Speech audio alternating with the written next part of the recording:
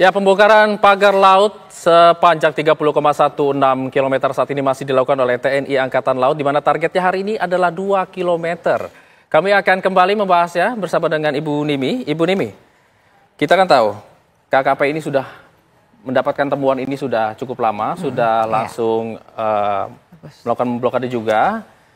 Lalu apa kira-kira alasan tidak langsung membongkar ini? Apakah ada pertimbangan tertentu? Nah, karena ini pertanyaannya terkait KKP ya, karena saya bukan dari KKP, jadi mungkin nanti ditanyakan ke KKP berdasarkan analisa Ibu Nimi. Jadi kalau ya tadi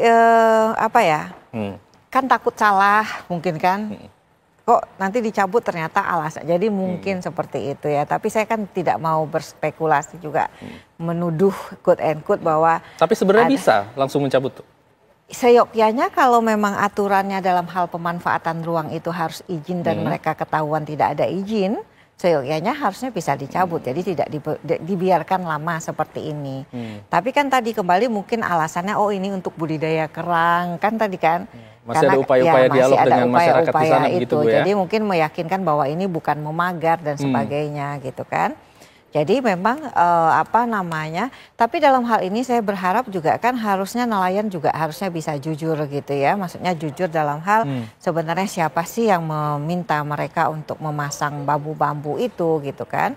Jadi sebenarnya praktek-praktek yang ada itu jangan sampai juga, karena memang ya kita itu kan negara kita kan penduduknya banyak sekali gitu ya.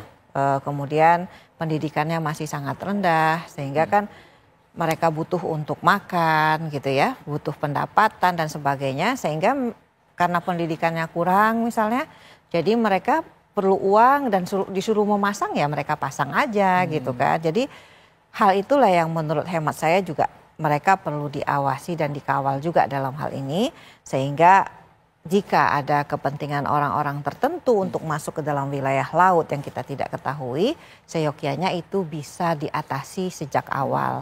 Jadi saya selalu sampaikan juga tadi bahwa orang kan sudah bicara pentahelik gitu ya. Tapi kan tadi saya masih bicara ABG aja kita, akademisi, businessman, government. Jadi kalau kita lihat dari kasus tadi, pada saat mereka memasang dan pada saat mereka membongkar, tadi dikatakan bahwa membongkarnya itu lebih susah daripada memasangnya. Kalau kita hitung berapa biaya yang dikeluarkan, tenaga kerja dan sebagainya, belum bensinnya dan sebagainya, kan itu kita mengeluarkan juga. Akhirnya kan nggak efisien juga kan yang kita lakukan. Tidak efisien secara ekonomi karena kita mengeluarkan kos yang lebih tinggi gitu kan. Nah jadi itu yang saya selalu sarankan juga, bahwa kita perlu melakukan kan ini. Sebelum kegiatan itu dilakukan kan katanya ada AMDAL, analisis dampak lingkungan kan gitu, dari apa yang akan dikerjakan atau proyek ekonomi yang akan dilakukan. Kalau saya suka membahasakannya itu adalah valuasi ekonomi, penilaian ekonomi. Jadi dari satu kegiatan yang kita rencanakan untuk kita lakukan. Jadi kalau misalnya siapa yang mengkaji itu, valuasi ekonomi itu, ya akademisi nanti menilai misalnya berapa, kalau misalnya kita rencana mau membangun atau mau mereklamasi gitu kan, kita hitung dulu gitu kan tapi hitungan yang kita lakukan itu tadi kembali bahwa prinsipnya tidak boleh hanya semata-mata memikirkan untung secara ekonomi, tapi dirusak aja lautnya. Itu kan nggak bisa seperti itu. Yang tadi yang saya bilang juga bahwa reklamasi itu kalau memang kita mau lakukan, itu boleh, tapi tidak di wilayah yang ekosistemnya masih bagus kan gitu kan. Nah jadi dengan perhitungan penilaian ekonomi itu nanti kita akan bisa memutuskan apakah suatu kegiatan proyek tadi, apalagi kan katanya ada PSN di situ ya, apakah kegiatan PSN itu layak diteruskan atau tidak kalau memang misalnya dia menggunakan laut tadi itu. Jadi artinya tadi akademisi akan berperan sebagai independen dong, karena kan yang menelitinya kan independen, tidak boleh dipengaruhi oleh pihak-pihak yang menggunakan nanti pemanfaatan lahan itu. Jadi diharapkan hasil kajian akademisi tadi penilaian ekonomi atau valuasi ekonomi itu diharapkan bisa memberikan masukan sehingga dalam memutuskan keputusannya nanti akan seperti apa. Karena gini, pada saat misalnya kita memutuskan itu untuk direklamasi misalnya ya, artinya kan ada ganti rugi yang kita akan keluarkan. Dari siapa? Dari orang yang terkena dampak dari reklamasi yang kita lakukan. Itu kan harusnya diperhitungkan sampai ke sana gitu. Jadi sama halnya sekarang, saya juga tahu, merasakan bahwa kalau kita di laut itu tidak seperti kita di darat. Jadi yang faktor cuaca, gelombang dan sebagainya pasti akan perlu upaya yang sangat besar untuk tadi, untuk mencabut pagar-pagar laut ini. Dan itu memang perlu tadi kerjasama semuanya. Dan saya sepakat bahwa kita harus temukan siapa pelakunya dan harusnya mereka juga mengganti rugi dong dari apa yang sudah mereka lakukan tadi. Jadi akhirnya kan kalau misalnya seperti ini yang rugi pemerintah dong, karena kan kembali biaya pemerintah yang dikeluarkan untuk membongkar pagar laut ini. Gitu. Baik Ibu, kita langsung saja melihat update terkini dari proses pembongkaran laut kembali dengan Putri Sofia di sana. Putri, silakan dengan update terkini di sana. Ya, Hijau, kita masih berada di kapal yang kini tadi kami sempat berpindah dari kapal nelayan yang memang bertugas untuk menarik pagar-pagar bambu. Saat ini kami sedang berada di kapal milik Satuan Patroli TNI Angkatan Udara. Dan untuk situasi pantauan kami terkini di perairan Tanjung Pasir, sampai saat ini masih terlihat sekali bagaimana semangat dari para nelayan dan juga para personil TNI Angkatan Laut yang memang sama-sama masih terjun di perairan untuk mengikatkan tali tambang untuk dikaitkan ke pagar laut yang memang ini berada di sisi timur dari perairan Tanjung Pasir. Karena kalau kita pantau tadi dari perbincangan kami bersama dengan Brigjen TNI Hari Indarto, ini menyebut bahwa untuk target hari ini adalah perobohan yang mana kalau kita tadi sempat berbincang ini sekitar 1 hingga 2 kilometer. Nah, kalau tadi kami sedikit berkaca pada kapal nelayan yang kami tumpangi tadi, ini sudah berhasil merobohkan sekitar 4 hingga 5 rangkaian dari pagar bambu yang sudah berhasil dirobohkan dengan bantuan dari para nelayan dan juga dari para personil TNI Angkatan Laut yang sama-sama terjun ke perairan. Dan ini kami memantau memang dari proses pembongkaran pagar laut sendiri ini dikomandoi secara langsung oleh Komandan Utama Brigjen TNI Hari Indarto yang memang menginstruksikan kepada para personel TNI dan juga para nelayan untuk sama-sama bersinergi begitu, untuk sama-sama melakukan gerakan yang sama karena mengingat untuk ombak di sini juga masih berombang-ambing begitu dan juga bagaimana ini perlu gotong royong dan juga kebersamaan bagi para TNI dan juga personil nelayan yang memang bertugas pada hari ini. Tadi kami juga sempat bertanya bagaimana sampai akhirnya banyak sekali nelayan-nelayan yang terlibat karena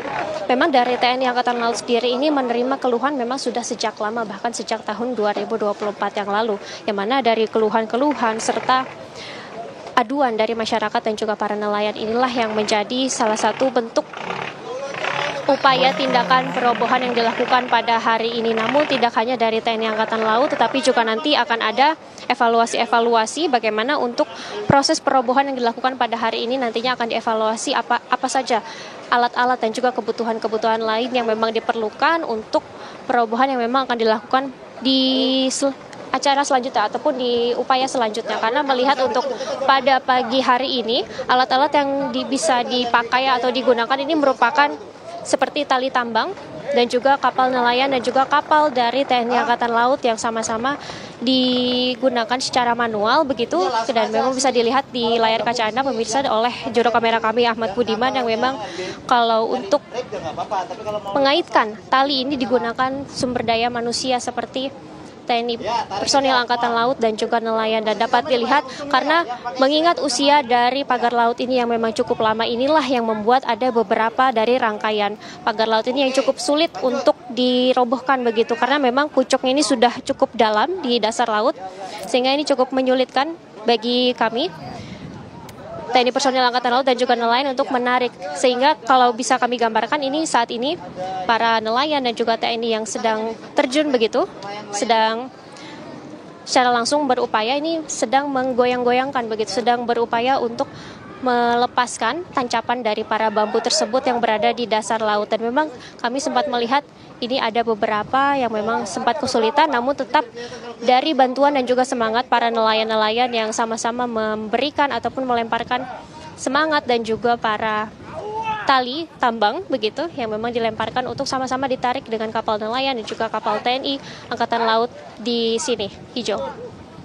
Ya Putri, dengan target 2 km, kemudian estimasi waktu yang dibutuhkan berapa lama Putri? Ya, untuk estimasi waktunya sendiri kami masih memperkirakan, masih belum bisa mengkonfirmasi sebenarnya akan berjalan berapa lama dari target yang memang ini tadi sempat disebut oleh Brigjen TNI Hari Indarto, ini sekitar 1 hingga 2 km. Namun kalau kita lihat dari progresnya, karena mengingat ini ada sebanyak 600 personil TNI Angkatan Laut yang diterjunkan, tidak hanya TNI Angkatan Laut tetapi juga ratusan nelayan yang memang sama-sama ikut dalam proses perobohan ini. Namun tidak hanya para nelayan yang tadi ikut pada apel pagi hari, tetapi juga para nelayan yang baru saja pulang dari aktivitas nelayannya, aktivitas mencari ikan begitu, untuk sama-sama ikut. Jadi sehingga ini masih akan ada banyak sekali anggota-anggota dan juga elemen-elemen masyarakat yang akan ikut dalam proses perobohan pagar laut yang dilaksanakan pada pagi hari ini. Namun kami masih belum bisa mengkonfirmasi sebenarnya seberapa lama. Namun kalau dilihat dari progresnya ini cukup signifikan begitu, karena tidak hanya di bagian-bagian yang memang saat ini sedang tempat kami berada, tetapi juga di tempat kami sebelumnya ini cukup mudah sekali bagi para nelayan untuk menarik pagar laut tersebut, sehingga mudah sekali bagi para nelayan dengan bantuan dari kapal nelayan dan juga TNI personil Angkatan Laut yang memang cukup mahir dan juga mengenal medan di perairan Tanjung Pasir ini, Hijau. Baik, terima kasih Putri. Kami akan tunggu kembali update dari Anda. Breaking News TV One masih akan kembali usai jeda iklan berikut ini bersama dengan Andi Kumala.